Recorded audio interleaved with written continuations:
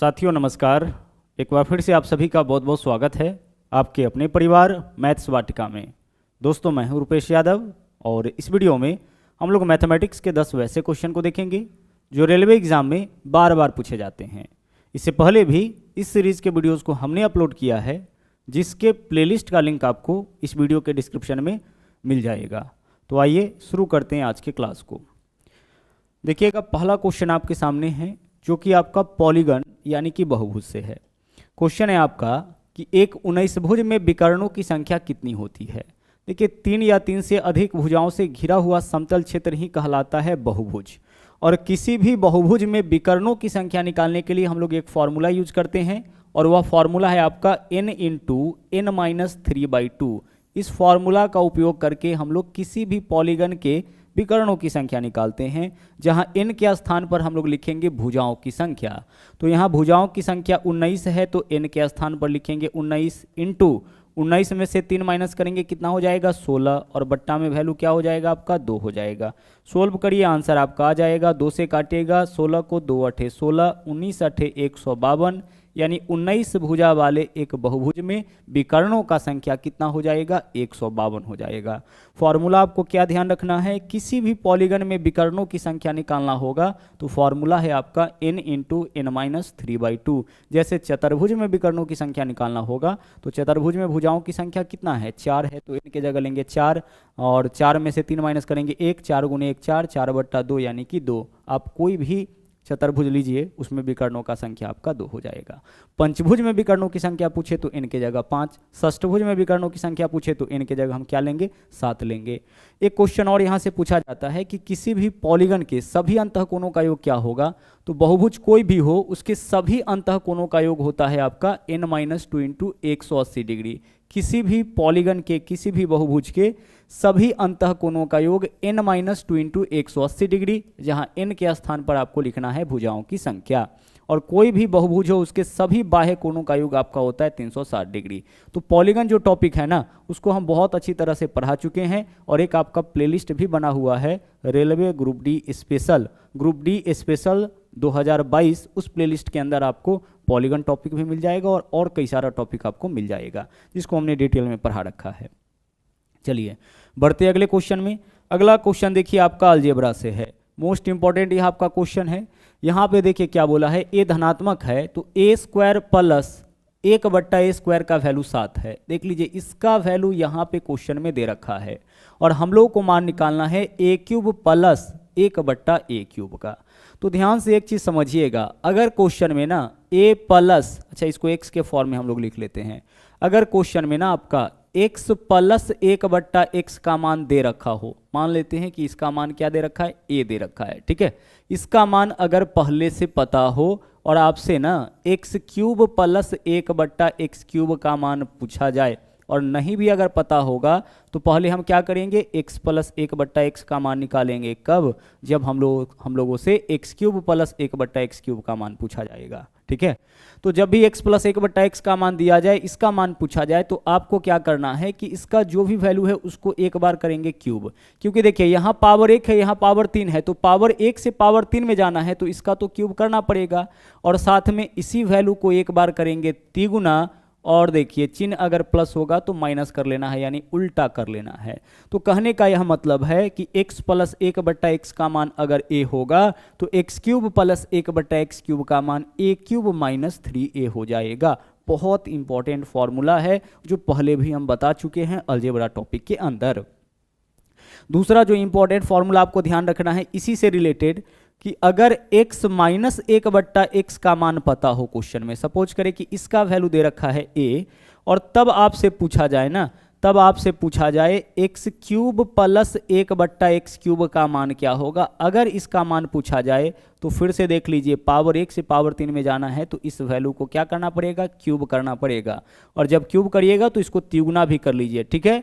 और देख लीजिए माइनस वाला है तो यहाँ बीच में क्या रहेगा प्लस रहेगा, एक जगह एरर हो गया, यहाँ पे आपका क्या हो जाएगा, यहाँ पे आपका ना माइनस ही रहेगा। माइनस वाला जब पूछा जाएगा तो यहाँ पे क्या होगा आपका माइनस ही रहेगा। एक्स क्यूब माइनस 1/x³ का मान अगर पूछा जाए तो हम पहले x माइनस 1/x का मान निकालेंगे और इसका जो भी मान होगा एक बार उसको करेंगे क्यूब, एक बार तिगुना और फिर दोनों को जोड़ लेना है। ध्यान रखिएगा प्लस वाला में क्या करते हैं माइनस, लेकिन माइनस वाला में क्या करते हैं प्लस करते हैं, उल्टा काम करते हैं। एक चीज़ और थोड़ा अच्छा तरह से इसको हम लोग समझ ही लेते हैं। अगर मान लीजिए क्वेश्चन में ना इसको भी देख लीजिए x प्लस 1/x का मान दे रखा है, सपोज करें कि a दे रखा है और आपसे ना x स्क्वायर प्लस 1/x² का मान पूछ दे तो अब आप क्या करोगे, अब इस बार हमें क्या करना है स्क्वायर करना है। x प्लस 1/x का मान पता है स्क्वायर में जाना है तो जो वैल्यू दे रखा है उसका करेंगे हम लोग स्क्वायर, और जब स्क्वायर करेंगे तो -2 जरूर करिएगा। तो a² - 2 आपका आंसर हो जाएगा। x प्लस 1/x का मान जो भी होगा उसके स्क्वायर में से 2 माइनस करेंगे वही मान x² प्लस 1/x² का हो जाएगा।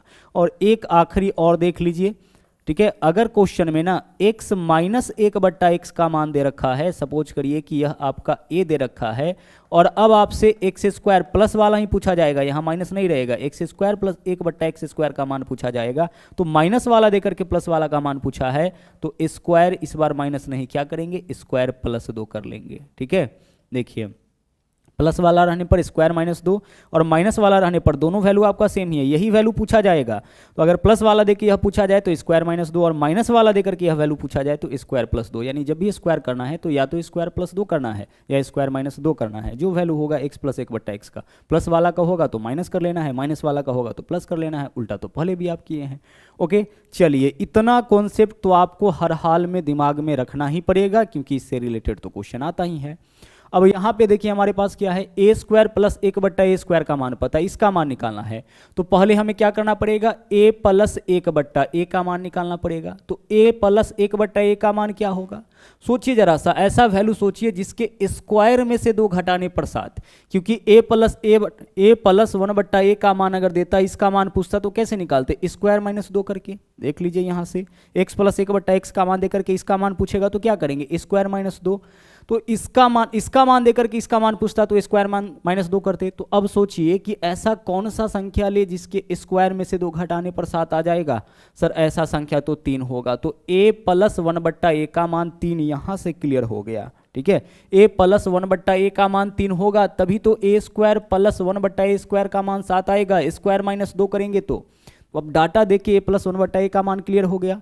अब a प्लस 1/a का मान देख लीजिए, x प्लस 1/x का मान है, इसका मान पूछा है तो जो वैल्यू यहाँ पे दे रखा है ना एक बार उसका करेंगे क्यूब और इसी वैल्यू को करेंगे तिगुना और इसको हम घटा लेंगे। 3 का क्यूब 27, 27 में से 9 माइनस करेंगे कितना हो जाएगा आपका 18। यही आपका इस क्वेश्चन का आंसर हो जाएगा। संभल के थोड़ा सा आपको आंसर करना था। a² प्लस 1/a² का मान दिया था तो पहले हम इसका मान निकालेंगे। इसका वैल्यू क्या हो सकता है, ऐसा कौन सा संख्या जिसके स्क्वायर में से 2 घटाने पर 7 आएगा, ऐसा संख्या 3, तो a प्लस 1/a का मान 3 आ गया। अब a प्लस 1/a का मान 3 है, इसका मान निकालना है तो अब करेंगे क्यूब, तिगुना और प्लस वाला है तो माइनस करेंगे, आंसर हमारा अच्छी तरह से आ जाएगा, कोई दिक्कत किसी को नहीं होना चाहिए। ठीक है, अब एक चीज़ और यहाँ पे देख लीजिए, कभी कभी ना a प्लस 1/a का मान दे करके ना आपसे क्या पूछ देता है a⁴ प्लस 1/a⁴ का मान, इसका मान पूछ देगा।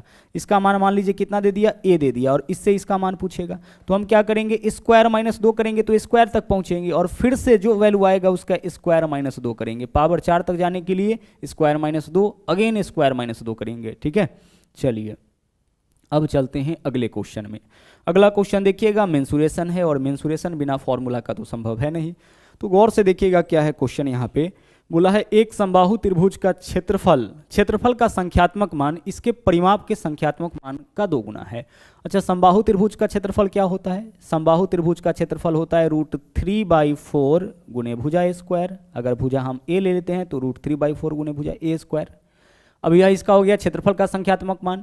यह जो है इसके परिमाप के संख्यात्मक मान का 2 गुना। परिमाप कितना होता है 3a, 3 गुने भुजा, तीनों भुजा का माप बराबर होता है 3a, इसके 2 गुना के बराबर है, इसके 2 गुना के बराबर, क्षेत्रफल के 2 गुना के बराबर समबाहु त्रिभुज का क्या है परिमाप है। यही होता है ना समबाहु त्रिभुज, तीनों भुजा बराबर।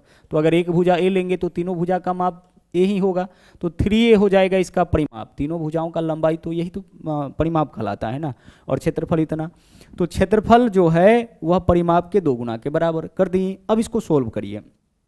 ध्यान से देखिएगा, अगर हम √3 से काटे 3 को तो कितना टाइम्स कटेगा, वह √3 टाइम्स कट जाएगा। ठीक है, क्योंकि 3 का वास्तविक मतलब क्या होता है, 3 का मतलब होता है √3 गुना √3, 3 में 2 √3 होता है। ठीक है, तो अगर 3 में 2 √3 होता है तो इसमें अगर हम 1 √3 से भाग करें तो 1 √3 से 1 √3 कैंसिल, क्या बचेगा √3। इसका मतलब 3 में √3 से भाग करेंगे तो √3 बचेगा। 5 में अगर हम √5 से भाग करेंगे तो कितना बचेगा, 5 में 2 √5 होता है, 5 √5 गुना √5, तो अगर इससे इसको काटेंगे तो हमारे पास क्या बचेगा, केवल √5 बचेगा। क्लियर, चलिए इतना कॉन्सेप्ट आपका क्लियर हो चुका है। अब हम लोग बढ़ेंगे आगे, a से काटेंगे a² कैंसिल हो जाएगा, a का वैल्यू देख लीजिए कितना हो जाएगा, क्रॉस मल्टीप्लाई 4 दूना 8 √3, a का मान हो जाएगा 8 √3, यहाँ से क्लियर क्रॉस मल्टीप्लाई 4 दूना 8 √3 बचा हुआ है, a का वैल्यू 8 √3 हो गया। अब हमें क्या बताना है, हमें बताना है उपरोक्त त्रिभुज का क्षेत्रफल क्या होगा। तो क्षेत्रफल बराबर तो आपने देखा है फॉर्मूला भी, क्या होता है क्षेत्रफल बराबर √3/4 गुने भुजा स्क्वायर, तो √3/4 इंटू भुजा स्क्वायर, भुजा का वैल्यू बोलिए कितना दे रखा है, भुजा है आपका यहाँ पे कितना निकाले हैं 8 √3, तो भुजा स्क्वायर यानी 8 √3 का स्क्वायर, तो 8 √3 के स्क्वायर का मतलब 8 √3 गुना 8 √3, यही तो होगा। भुजा स्क्वायर का मतलब भुजा गुने भुजा, तो भुजा का वैल्यू कितना है 8 √3, तो 8 √3 गुना 8 √3 कर दिए, भुजा स्क्वायर हो गया, क्षेत्रफल निकाल लिए। भुजा निकल गया तो अब क्षेत्रफल निकालना है, तो फॉर्मूला तो यही है। सोल्व करिए इसको, 4 से अगर इसको काटिएगा तो 4 दूना 8 कर जाएगा, 8 दूना 16, √3 में √3 से गुना 3, √3 गुना √3 3 हो जाएगा, तो 8 दूना 16 त्रिक 48 √3, फाइनल वैल्यू क्या बचा आपका 48 √3 बचा। यही आपका इस क्वेश्चन का आंसर हो जाएगा, यानी विकल्प सी। और क्षेत्रफल है तो यह आपका सेंटीमीटर स्क्वायर में ही होगा, हालांकि किसी तरीके का कोई यूनिट नहीं दे रखा था, तो आंसर हमारा क्या होगा 38 √3, जो भी यूनिट होगा उसका स्क्वायर। अगले क्वेश्चन में आ जाइए। देखिए यह क्वेश्चन बहुत ज़्यादा पूछा जाता है, इस तरीके का क्वेश्चन, ठीक है, और इस टाइप का जो क्वेश्चन है वह 2 पैटर्न पे आता है। तो पहले हम लोग यहाँ पे ना दोनों पैटर्न को समझेंगे। पहला देख लीजिए पैटर्न क्या है, tan a + b का मान तो यहाँ दे रखा है कि tan a + tan b बट्टा 1 - tan a × tan b होता है। अगर यह चीज़ नहीं भी देगा तो आपको याद रखना पड़ेगा कि tan a + b का मान क्या होता है। tan a + b का मान क्या होता है, tan a + tan b। देखिए a + b है ना, तो एक बार tan a एक बार tan b, और बट्टा में 1 माइनस, ऊपर में प्लस है तो नीचे में minus, 1 - tan a × tan b, tan a + tan b बट्टा 1 - tan a × tan b, यह होता है tan a + b का फॉर्मूला। और tan a - b का फॉर्मूला क्या होगा, बस ऊपर में माइनस यहाँ पे प्लस, tan a - b का formula tan a - tan b बट्टा 1, ऊपर में माइनस किए तो नीचे में क्या करिएगा plus, 1 + tan a × tan b। अच्छा tan तक ही आपको याद रखना है, कॉट वाले में नहीं जाना है। कॉट अगर cot a + b या cot a - b का वैल्यू पूछे तो हम tan वाला ही निकालेंगे, उसी को रिवर्स कर देंगे, tan a + b का मान निकालेंगे और फाइनल जो वैल्यू आएगा उसको उल्टा कर देंगे, वही cot a + b का मान होगा। अगर हमसे cot a - b का मान पूछेगा तो हम tan a - b का मान निकालेंगे और जो भी वैल्यू आएगा लास्ट में उसको हम लोग उल्टा कर देंगे, वही cot a - b का मान होगा, क्योंकि tan का उल्टा क्या होता है आपका cot होता है। तो अच्छी तरह से इस क्वेश्चन को आपको समझना पड़ेगा। देखिए पहले इसको सोल्व कर लेते हैं, फिर आगे और देखेंगे हम लोग। tan 75 है, तो tan 75 का डायरेक्ट हमको वैल्यू पता नहीं है, तो ऐसे 2 भागों में तोड़िए जिसका वैल्यू आप निकाल सकते हैं। तो tan 75 को हम तोड़ लिए 45 और 30 में, तो tan 75 के लिए क्या लिख सकते हैं, 45 डिग्री + 30 डिग्री, 75 डिग्री होगा, 75 डिग्री ही लिखना है ना, तो 45 + 30 75 हो जाएगा। अब देखिए क्या हो गया आपके पास, tan a + b, tan a + b, यही हो गया क्वेश्चन आपका। किस फॉर्म में हो गया, tan a + b, यानी इस फॉर्म में tan a + b के फॉर्म में हो गया।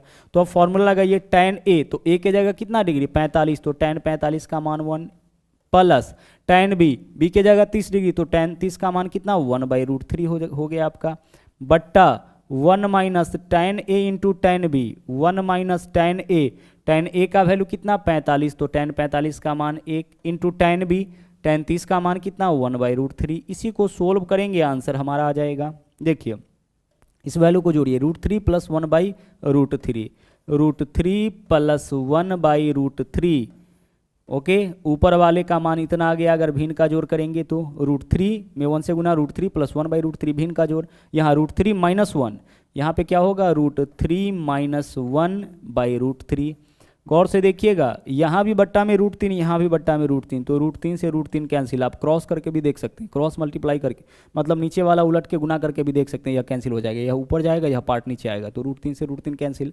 तो दोनों के बट्टा में है तो हम उसको कैंसिल कर दिए। अब हमारे पास क्या वैल्यू बचा है फाइनल वैल्यू ऊपर में बचा है √3 + 1 और बट्टा नीचे में क्या है √3 - 1। अब इसका परिमेयकरण करना हम पीछे के वीडियो में आपको बताए थे बहुत अच्छी तरह से। घातांक और करनी का जो पीछे वाला क्लास आपका हुआ था उसमें हमने आपको बताया था कि परिमेयकरण कैसे करना है।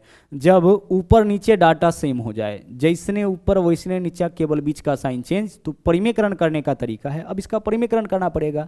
एक बार दोनों को जोड़कर, तो 3 और 1 कितना हो जाएगा, 3 और 1 हो जाएगा 4, और एक बार दोनों का गुना 2 रूट के भीतर, तो 2 रूट के भीतर 3 और 1 का गुना करेंगे तो कितना हो जाएगा 2√3, 2 रूट के भीतर दोनों का गुना, तो 3 में 1 से गुना करेंगे 3। ऊपर में देख लीजिए चिन्ह क्या है प्लस, तो प्लस रहेगा, और बट्टा में इसी दोनों के वर्गों का अंतर, तो √3 का वर्ग 3, 1 का वर्ग 1, 3 और 1 में अंतर कितना का 2 का। ठीक है, चलिए इसका अभी हम लोग क्या किए, परिमेयकरण किए। आप चाहे तो कैंजुगेट से भी गुना कर सकते हैं, लेकिन उसमें ज़्यादा समय लगेगा। यह बेस्ट तरीका है। क्या करना है, एक बार दोनों को जोड़कर, एक बार दोनों का गुना 2 रूट के भीतर, ऊपर में जो चिन्ह होगा बीच में डालिए, बट्टा में दोनों के वर्गों का अंतर।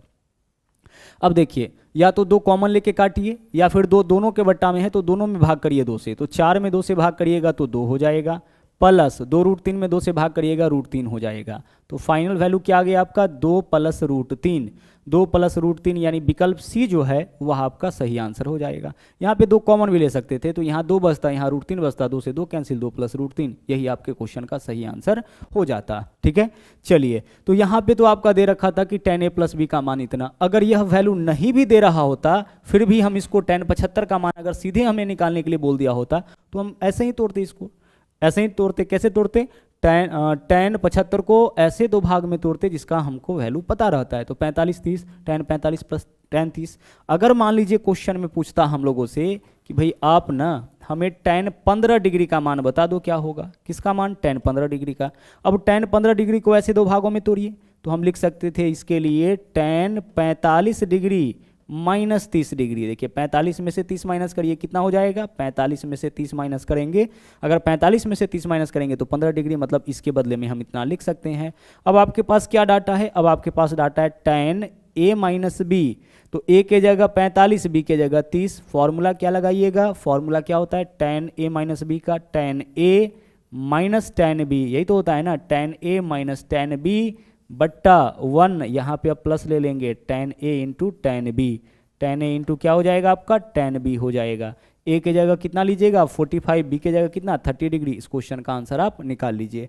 तो किसी भी एंगल से रिलेटेड ऐसा क्वेश्चन पूछा जाए 75 डिग्री 15 डिग्री, तो हम इसी तरीके से उसको तोड़ेंगे। 75 तो 45 + 30, और अगर 15 तो 45 - 30 करेंगे, चाहे तो इसके साथ साइन हो, कॉस हो, टैन हो, कोई भी हो। अगर मान लीजिए कि cot a + b का मान पूछता तो हम क्या करते, cot 75 का मान पूछता तो हम tan 75 का मान निकाले हैं कितना 2 + √3, इसी को उल्टा कर देंगे, इसी को उल्टा 1/2 + √3, यही आपका किसका मान हो जाएगा, cot a + b का मान हो जाएगा। क्लियर, चलिए आगे बढ़ते हैं। तो 2 फॉर्मूला तो यहाँ पे आप देख लिए कि tan a + b का मान क्या होता है और tan a - b का मान क्या होता है। अब हम लोग यहाँ पे देख लेते हैं sin a + b और sin a - b का मान क्या होता है। गौर से देखिएगा, ठीक है, यह क्वेश्चन आपका उसी से बन जाएगा। हमें क्या बताना है यहाँ पे, sin a + b का मान क्या होगा, ध्यान से समझिएगा। पहले sin a + b का मान निकालेंगे। sin a + b का मान क्या होगा, sin a × cos b, ठीक है, sin a × कितना cos b हो जाएगा, और plus cos a × sin b। ध्यान से समझिएगा, sin a × cos b plus cos a × sin b, इसी तरीके से फॉर्मूला आपको मिलेगा, sin गुना cos, cos गुना sin, इस तरह से मिलता है। अभी हम आपका क्लियर कर देंगे ताकि आपको यह कन्फ्यूजन ही नहीं होगा कि कहाँ a लेना है, कहाँ b लेना है, कहाँ sin रहेगा, कहाँ cos रहेगा। क्लियर, चलिए दूसरा देख लीजिए। दूसरा यहाँ पे है ना, माइनस वाला अभी नहीं देखेंगे हम लोग, दूसरा देख लेते हैं cos वाला। चलिए cos a + b का देखिए मान क्या होता है, cos a + b का, cos a + b का मान होता है आपका cos a × cos b, cos a × cos b, और यहाँ पे ना क्या होता है फिर sin a × sin b, चिन्ह बाद में देखेंगे, sin a × sin b। पहले इतना समझ लीजिए कैसे आपको याद रखना है, क्योंकि इससे रिलेटेड तो क्वेश्चन आपका आना ही आना है। याद कैसे रखना है a + b वाले फॉर्मूला को, गौर से समझिएगा। साइन और कॉस है ना, तो साइन जो है ना इसका प्रवृत्ति अच्छा है, ठीक है। बैड साइन जो है वो आपका गुड मैनर का है, अच्छा प्रवृत्ति का है, और कॉस जो है वह बुरा प्रवृत्ति का है। यह दो बात आप ध्यान रख सकते हैं, याद रखने के लिए कोडिंग इसका कर रहे हैं। साइन अच्छा है, कॉस क्या है, बुरा है।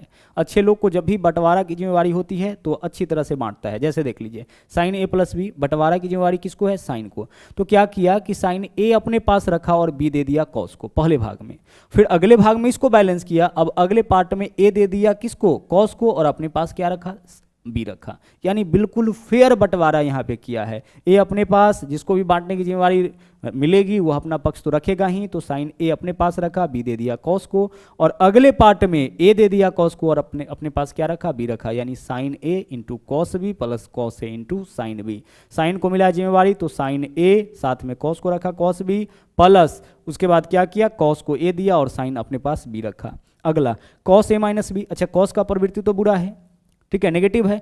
तो यह क्या करता है कि पहले भाग में दोनों अपने पास रख लिया, तो cos A into cos B, और दूसरे पार्ट में दोनों किसको दे दिया, साइन को। कॉस वाला में क्या करता है, कॉस दोनों चीज अपने पास रखा, यानी cos A into cos B पहले भाग में, और दूसरे भाग में दोनों दे दिया साइन को, तो sign A into sine B. दूसरा चीज यहाँ बीच में प्लस है तो माइनस, उल्टा करता है कॉस काम। कॉस में अगर बीच में प्लस तो यहाँ माइनस, साइन नहीं करेगा। साइन के बीच में प्लस है तो प्लस ही रहेगा, ठीक है, लेकिन कॉस के बीच में अगर प्लस होगा तो यहाँ पे क्या आ जाएगा, माइनस आ जाएगा। बस इस दिनों को कर लिए हैं। अब अगर आपसे पूछा जाए कि भाई कॉस ए माइनस बी का मान बताइए, किसका मान बताइए, कॉस ए माइनस बी का मान, तो अब आपको क्या करना है, कुछ नहीं करना है, बाकी सब डाटा सेम रहेगा, सिर्फ यहाँ माइनस की जगह क्या कर लेना है, प्लस कर लेना है। उल्टा ही तो काम करता है, प्लस कर लेना है, यानी cos A into cos B plus sine A into sine B. अच्छा, मान लीजिए साइन ए माइनस बी का मान पूछ देगा तो आप क्या करिएगा, साइन ए माइनस बी, तो sign A into cos B, बस प्लस की जगह माइनस कर देना है। यानी साइन में जो बीच में चिन्ह रहेगा वही रहेगा, बस कॉस क्या करता है, उल्टा कर देता है, प्लस रहने पर माइनस, माइनस रहने पर प्लस कर देता है। ओके, चलिए, और tan a प्लस बी आप कर ही चुके हैं। अब अगर कॉसेक वाला पूछेगा तो हम क्या करेंगे, कॉसेक a प्लस बी पूछेगा तो हम निकालेंगे साइन a प्लस बी का मान और उसी को कर लेंगे रिवर्स। अगर हमसे पूछे सेक a प्लस बी का मान क्या होगा तो हम निकालेंगे कॉस a प्लस बी का मान और उसी को कर लेंगे रिवर्स। ठीक है, चलिए आइए अब देखते हैं इस क्वेश्चन को। यहाँ पे देखिएगा बहुत कंफ्यूजन होता है इस वाले क्वेश्चन में। tan a का मान 15/8 और tan b का मान 7/24 दे रखा है। इसका मतलब पता है क्या है, यहाँ दो ट्रायंगल का बात हो रहा है, एक ट्रायंगल नहीं है, दो ट्रायंगल है। अब पहला ट्रायंगल देखिए, यह वाला हो गया जो आपका ट्रायंगल a हम मान लेते हैं, और दूसरा ट्रायंगल आपका यह है, इसको हम ले लिए ट्रायंगल b। जब a बोला जाए तो इस ट्रायंगल से हम लोग लेंगे डाटा, और जब b बोला जाए तो हम इस ट्रायंगल से डाटा लेंगे, यह लंब, यह आधार, यह कर्ण। अब tan a, तो tan थीटा बराबर क्या होता है, लंब बट्टा आधार। किसमें, a में, तो a में लंब कितना हो जाएगा 15 और आधार कितना 8, और ट्रिपलेट बनता है 8, 15, 17 का, तो कर्ण कितना हो जाएगा आपका 17 हो जाएगा। ठीक है, कर्ण कितना हो जाएगा आपका 17 हो जाएगा। आगे बढ़ते हैं, अगला देख लीजिए। अब क्या है, tan b का मान 7/24, तो tan b का मान 7/24 है, यानी b वाले ट्रायंगल में ना tan थीटा का मान 7/24, यानी कि लंब बट्टा आधार है 7/24, तो लंब 7 और आधार कितना 24, तो लंब आधार मालूम है, तो कर्ण कितना 7, 24, 25 का ट्रिपलेट बनता है, यानी कर्ण आपका 25 हो जाएगा। ठीक है, tan a का मान 15/8, यानी कि पहले ट्रायंगल a में लंब इतना आधार इतना, tan थीटा बराबर लंब बट्टा आधार। दो ट्रायंगल है, पहले ट्रायंगल में लंब इतना आधार इतना कर्ण इतना, दूसरे ट्रायंगल में लंब इतना आधार इतना कर्ण इतना हो जाएगा। अब हमें क्या बताना है इस क्वेश्चन में, यहाँ पे हमें इस क्वेश्चन में बताना है कॉसेक a माइनस बी का मान। तो हम क्या करेंगे, हम निकालेंगे साइन a माइनस बी का मान, और जो भी मान आएगा उसको कर लेंगे रिवर्स। तो साइन a माइनस बी का मान क्या होता है, अभी आप देखे थे sine a into cos B, और माइनस है तो minus cos a into sine B, यही तो होता है। लेकिन ध्यान रखिएगा आप किसका मान निकाल रहे हैं, अभी आप मान निकाल रहे हैं साइन a माइनस बी का। तो साइन a माइनस बी का मान आप निकाल रहे हैं ना, आप साइन a माइनस बी का मान निकाल रहे हैं, sorry cosec a minus B का, तो साइन a माइनस बी का मान निकालिए और जो भी वैल्यू आए फाइनली उसको रिवर्स कर लीजिए। अब a वाला जो डाटा रखेंगे ना वह ट्रायंगल a से रखेंगे, तो साइन थीटा बराबर बोलिए क्या होता है, साइन थीटा बराबर लंब बट्टा कर्ण, तो लंब 15 कर्ण 17, तो साइन a के जगह लिखेंगे हम 15/17। ठीक है, इंटू कॉस b वाले से, कॉस थीटा बराबर आधार बट्टा कर्ण, आधार 24 और कर्ण 25, 24/25। बस ध्यान रखना है कि कहाँ से डाटा आपको लेना है, माइनस आगे देखिए कॉस ए यानी कि ए वाले ट्रायंगल से, कॉस थीटा बराबर आधार बट्टा कर्ण, तो 8/17।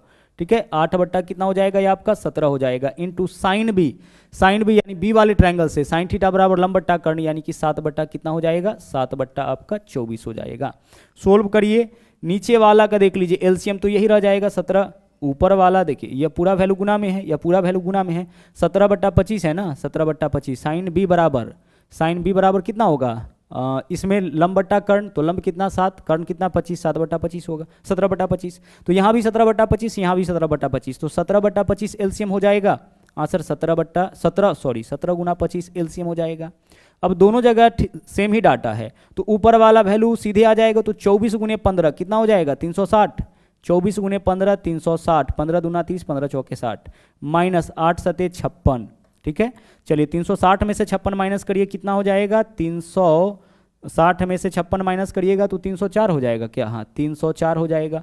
और बट्टा में यहाँ पे देखिए इस दोनों को गुना करिए, 17 गुने 25 425, तो 304 बट्टा 425 यह किसका मान है, यह मान है साइन ए माइनस बी का, और हमें क्या बताना है कोसेक ए माइनस बी का, तो बस उल्टा कर लीजिए 425 बट्टा 304, यही हमारा इस क्वेश्चन का आंसर हो जाएगा, ठीक है। साइन थीटा बराबर लंब बट्टा कर्ण होता है, लेकिन लंब कौन सा ले, इस वाले लंब को ले कि इस वाले लंब को ले, तो अगर ए लगा हुआ है तो ए वाले ट्रायंगल से लंब लेंगे, आधार लेंगे, कर्ण लेंगे, और जिसमें भी बी लगा हुआ होगा उसमें बी वाले ट्रायंगल से हम लोग लंब आधार कर्ण लेंगे। तो यह बात समझना आपके लिए बहुत ज़्यादा इंपॉर्टेंट था, ठीक है।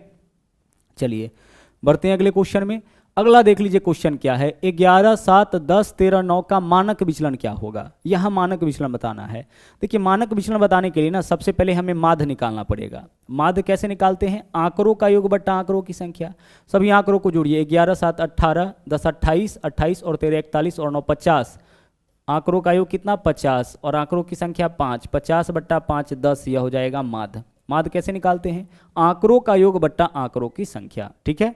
माध्य निकालने के बाद क्या करना पड़ेगा, देखिए माध्य निकालने के बाद अब आपको प्रसरण निकालना पड़ेगा। प्रसरण अगर एक बार निकल गया तो रूट अंडर प्रसरण कर देंगे ना, वही मानक विचलन होगा। प्रसरण कैसे निकलता है स्टेप समझिएगा। अब हम क्या करेंगे कि माध्य में से प्रत्येक संख्या को बारी बारी से घटाएंगे और उसका करेंगे स्क्वायर।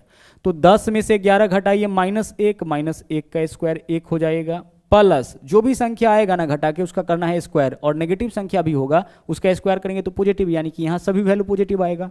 10 में से 7 घटाइए 3 का कर लीजिए स्क्वायर 9 हो जाएगा, प्लस 10 में से 10 घटाइए 0 का कर लीजिए स्क्वायर 0 हो जाएगा, प्लस 10 में से 13 घटाइए -3 का स्क्वायर +9 होगा, प्लस 10 में से 9 घटाइए 1 का स्क्वायर क्या होगा 1, मतलब अंतर का स्क्वायर करके जोड़ देना है और बट्टा में जितने वैल्यू को आप जोड़े हैं यही प्रसरण होता है, ठीक है। पांचों को जोड़ के 5 से भाग, 9 1 10, 9 19 1 20 बट्टा 5 कितना हो गया 4 हो गया। अब यह क्या निकला प्रसरण, और प्रसरण निकल गया तो अब निकालेंगे मानक विचलन। मानक विचलन बराबर क्या होता है, मानक विचलन बराबर होता है रूट अंडर प्रसरण, ठीक है। क्या होता है रूट अंडर प्रसरण, और वह भी पॉजिटिव, यानी नेगेटिव वैल्यू नहीं लेना है, क्या लेना है केवल पॉजिटिव, इसी वजह से मॉड, इसका मतलब कि नेगेटिव नहीं लेना है। तो प्रसरण कितना है 4, तो रूट अंडर 4 करेंगे कितना आ जाएगा आपका 2 आ जाएगा, प्लस माइनस नहीं केवल प्लस, यानी +2 आपका इस क्वेश्चन का आंसर हो जाएगा। ऑप्शन में कई बार दे देता है +-2, तो +-2 वाला आंसर नहीं होगा हमारा, सीधे 2 वाला हमारा आंसर होगा। माध्य निकाल लिए, प्रसरण निकालिए। प्रसरण कैसे निकाल, प्रसरण निकल गया उसका रूट करेंगे तो सीधे मानक विचलन निकल जाएगा। प्रसरण कैसे निकालना है, माध्य में से प्रत्येक संख्या को घटा के उसका स्क्वायर करेंगे, सभी को जोड़ेंगे और 5 से जितना संख्या उतना से भाग करेंगे, 5 संख्या 5 से भाग करेंगे, इससे प्रसरण निकल जाएगा, और रूट अंडर प्रसरण कर देंगे तो बस मानक विचलन आपका निकल जाएगा, ठीक है। चलिए अगले क्वेश्चन में आइए। यहां पे देखिए इसके समाधानों की संख्या आपको बताना है, गौर से समझिएगा। कोई भी जो द्विघात समीकरण होता है जैसे x² + bx + c बराबर 0, इस फॉर्म में अगर कोई इक्वेशन होता है, चिन्ह आपका प्लस भी हो सकता है माइनस भी हो सकता है, फॉर्म अगर ऐसा है तो इसके मूलों का संख्या समाधानों का संख्या कितना होता है हमेशा 2 होता है। इसका हमेशा 2 सॉल्यूशन आता है। x का 2 वैल्यू आप निकालते हैं -b + root under b² -4ac है ना, प्लस माइनस करते हैं, एक प्लस करके एक माइनस करके निकालते हैं।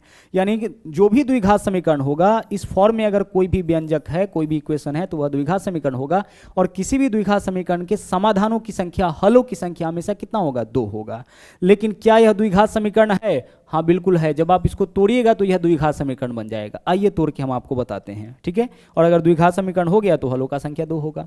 आप ऐसा करिए -2 को इस तरफ लाइए, +2 हो जाएगा। अब आप करिए क्यूबिंग बोथ साइड्स, दोनों तरफ घन करिए, तो x का पावर 2/3 है, ठीक है। x का पावर 2/3 है और प्लस क्या है, x का पावर 1/3 है। बाईं ओर तो यही है, हम पहले करेंगे इसका क्यूब और उसके बाद दाईं ओर क्या है, दाईं ओर आपका 2 है, उसके बाद हम करेंगे 2 का क्यूब। -2 को बराबर की इस तरफ ले आएंगे, +2 हो जाएगा।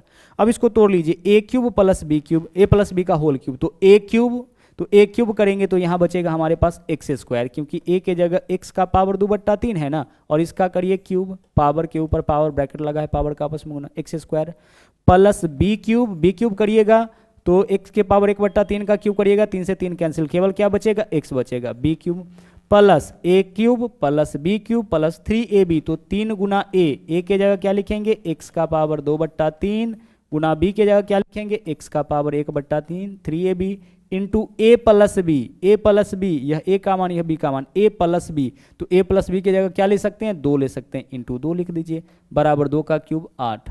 देख लीजिए इसका मान ही क्या लिए है ना, इसी का मान ना, अब आपका 2 हो गया, तो a प्लस बी, तो यह a का मान यह b का मान, a प्लस बी की जगह 2, तो यहाँ होता है फाइनली a प्लस बी, वहाँ पे 2 ले लिए।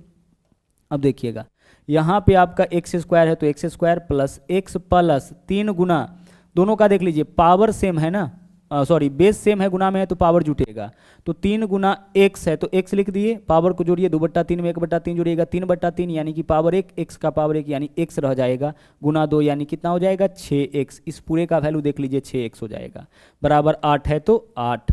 अब यहाँ से देखिए x² प्लस 6x और x कितना, 7x प्लस 8 है, इधर आएगा तो -8 बराबर 0, द्विघात समीकरण हो गया। और द्विघात समीकरण अगर बन गया है तो इसके हलों का संख्या कितना हो जाएगा, 2 हो जाएगा। आप क्यूबिंग बोथ साइड्स आराम से करके देखिएगा, यह एक द्विघात समीकरण बन जाएगा। और ऐसा जब भी क्वेश्चन आपके सामने आए ना, बहुत ज़्यादा ऐसा क्वेश्चन पूछा गया है, लगभग हर एक पाली में पूछा गया है, 2018 में जो ग्रुप डी का पेपर हुआ था उसमें, तो अगर ऐसा क्वेश्चन पूछा जाए तो उसके हलों का संख्या हमेशा क्या होगा, आपका 2 ही होगा बस, क्योंकि यह आपका द्विघात समीकरण बनना है। अगला देखिए, बोला है समकोण त्रिभुज की ऊंचाई और आधार के बीच का अंतर 7 है। समकोण त्रिभुज का क्षेत्रफल 30 है, तो परिमाप क्या हो सकता है। अब देखिए हम लोग निकालने नहीं जाएंगे, हम सोचेंगे कि ऐसा कौन सा भुजा हम ले जिससे लंब और आधार में अंतर 7 का और क्षेत्रफल 30 हो जाए। तो 3 4 5 लेंगे, नहीं होगा। 5 12 13 से देखिए तो 5 12 13 समकोण त्रिभुज का भुजा है। ट्रिपलेट आपको याद होना चाहिए, 5 12 13 है ना, 8 15 17 ट्रिपलेट हम अच्छी तरह से पढ़ा भी चुके हैं। तो 5 12 13 समकोण त्रिभुज का भुजा, वह 3 संख्या कोई भी समकोण त्रिभुज का भुजा हो सकता है जो a² + b² बराबर c² को फॉलो करे। तो a² + b² बराबर देख लीजिए यहाँ c² हो जाएगा, 5 का स्क्वायर 25, 12 का 144, 25 और 144 169, 13 का स्क्वायर 169 है। अब यहाँ पे देखिए ऊंचाई और आधार में अंतर 7 का है, 12 5 में अंतर 7 का है, ठीक है। क्षेत्रफल 30, 12 पंचे 60 का आधा 30, क्षेत्रफल भी 30 है। क्षेत्रफल क्या होता है, 1/2 गुणे लंब गुणे आधार, तो 1/2 गुणे 5 गुणे 12 यानी 60 का आधा 30, ठीक है। अब परिमाप बता दीजिए, त्रिभुज का परिमाप लंब प्लस आधार प्लस कर्ण, तीनों भुजाओं का योग 5 12 17 13 30। आंसर हमारा इस क्वेश्चन का क्या हो जाएगा, विकल्प सी हो जाएगा, ठीक है। चलिए बढ़ते हैं अगले क्वेश्चन में।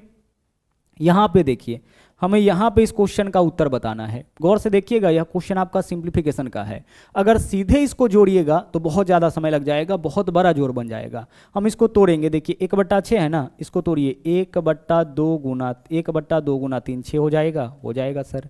12 के लिए 1/3 गुना 4 तोड़ लीजिए, समझ लीजिए, ठीक है। उसके बाद हम लोग सिर्फ डाटा को देख के आंसर कर सकते हैं। 20 के लिए 4 गुना 5 होगा, 30 के लिए क्या होगा, 5 गुना 6 हो जाएगा। उसी तरीके से आगे बढ़िए, 42 के लिए क्या होगा, 6 गुना 7 हो जाएगा, और 56 के लिए क्या होगा, 7 गुना 8 हो जाएगा। गौर से देखिएगा तो पता चलेगा कि एक पैटर्न को फॉलो कर रहे हैं यहाँ, 2 गुना 3 3 गुना 4 4 गुना 5 5 गुना 6 6 गुना 7 7 गुना 8। अब इसमें देखिए जो रिपीट कर रहा होगा ना वह कट जाएगा, तो 3 रिपीट कर रहा है कट जाएगा, 4 रिपीट कर रहा है कट जाएगा, 5 6 7 सब रिपीट कर रहा है कट जाएगा। रिपीट कौन नहीं कर रहा है, 2 और 8, तो 2 और 8 नहीं कटेगा, बीच का सभी डाटा कट जाएगा। क्यों कटेगा, देखिए इसके लिए ना हम लिख सकते हैं 1/2 माइनस 1/3, ठीक है। इसके लिए किसके लिए, 1/2 गुने 3 के लिए। ध्यान से समझिएगा, नीचे वाला दोनों का अंतर जब भी ऊपर में रहे ना तो इसके लिए हम ऐसे लिखते हैं 1/2 माइनस 1/3। वैल्यू निकाल के देख लीजिए, इसके बराबर आ जाएगा। 2 और 3 का एलसीएम 6, 2 3 6 -3 दूना 6, 3 में से 2 घटाइए 1, 1/6 यहाँ भी, 1/6 यहाँ भी, बराबर आ गया। तो इसके लिए हम इतना लिख सकते हैं। आगे चलिए, आगे क्या है आपका प्लस है तो प्लस, इसको देखिए, इसके लिए क्या लिख सकते हैं 1/3 माइनस 1/4 लिखेंगे। नीचे वाला दोनों का अंतर ऊपर में है ना, तो इसके लिए 1/3 माइनस 1/4 लिखेंगे। आगे देख लीजिए, प्लस है तो प्लस लिखिए, इसके लिए क्या लिखेंगे 1/4 माइनस 1/5 लिखेंगे। अब गौर से अगर आप इसको देखिएगा, इसी तरह से लिखते हुए जाइएगा, फाइनल जो वैल्यू इसके लिए क्या लिखेंगे 1/7 माइनस 1/8। तो इस तरीके से आप लिखिएगा तो पता चलेगा कि बीच वाला वैल्यू सब कट जाएगा, 1/3 माइनस में प्लस में, फिर माइनस में, फिर प्लस में, सभी वैल्यू आपका ऐसा ही होगा, माइनस में प्लस में सब कट जाएगा। जो भी रिपीट कर रहा है 3 है ना, 3 रिपीट किया, 4 रिपीट किया, 5, सब बीच वाला सब रिपीट कर रहा है तो सब कटेगा। एक शुरू वाला बचता है, तो शुरू वाला कौन है 1/2, ऊपर में हमेशा एक ही रहेगा 1/2, और लास्ट वाला क्या है आपका 1/8, लास्ट वाला क्या है आपका 1/8, यही दोनों बचता है और इसके बीच में चिन्ह हमेशा क्या बच जाता है, माइनस बच जाता है। ठीक है, केवल इसी को सोल्व करिए। तो 2 और 8 का एलसीएम कितना होगा 8, 2 चौके 8 तो 4 माइनस 1, 4 माइनस 1 कितना 3, 3/8 आपका इस क्वेश्चन का आंसर हो जाएगा। ठीक है, 3/8 यानी कि विकल्प बी आपका इस क्वेश्चन का सही आंसर हो जाएगा। सिंप्लीफिकेशन में इन चीज़ों को बहुत अच्छी तरह से हम लोग देखते हैं। बस क्वेश्चन के पहले लाइन को सोल्व करिए, 6 के लिए 2 गुना 3, 3 गुना 4, ठीक है, और लास्ट में 7 गुना 8। अब आपके पास क्या बचेगा, पहला 1/2, लास्ट क्या होगा 1/8, बीच में चिन्ह क्या होगा माइनस। बस इतना कैलकुलेशन करिए, आपके क्वेश्चन का आंसर आ जाएगा। चलिए, तो आज के लिए इतना ही। वापस मुलाकात होगी अगले दिन फिर से एक नए सेट के साथ। थैंक यू, जय हिंद।